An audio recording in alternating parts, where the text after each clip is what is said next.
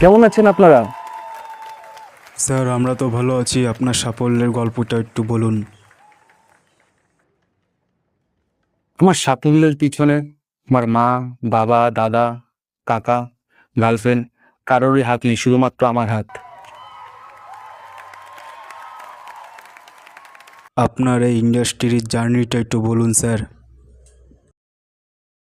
আমার জার্নি অতটা ভালো ছিল না, কারণ আমি অটো, টোটো, বাস কোনোটায় ওঠার সামর্থ্য ছিল না আমার। কেন স্যার? কারণ আমার একটা বাইক ছিল।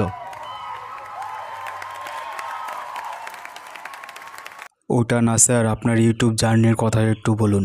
তোমায় কি বলবো ভাই, আসার পথে আমার একটু লুজ মিশন হয়ে গেছিল, তাই ভাবছিলাম চিকেন খাবো না মাটন খাবো। আরে আপনাকে আমি জিজ্ঞাসা করছি, এত বড় চ্যানেলটা আপনার কিভাবে হলো? প্রথমে একটা জিমেল খুললাম, তারপর একটা ইউটিউব চ্যানেল বানালাম, তারপরে যা ভিডিও পেলাম তাই ছাড়লাম। আর কীভাবে চ্যানেলটা দাঁড়িয়ে গেল সেটা আমিও বুঝলাম না। ছাড়ুন, আপনি আপনার ফ্যানদের উদ্দেশ্যে কিছু বলতে চান? ফ্যানদের উদ্দেশ্যে কিছু বলার নেই, কিন্তু যারা ফ্যান তৈরি করে তাদের কিছু বলার আছে।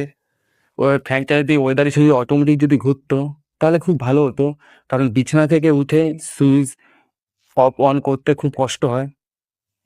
তো কে রে তুই, অযথা সময় নষ্ট করছিস? তোর চ্যানেলের নাম কি? আমি তো জানি না কে আমাকে ঠেলা মারলো আর আমি এখানটা চলে আসলাম।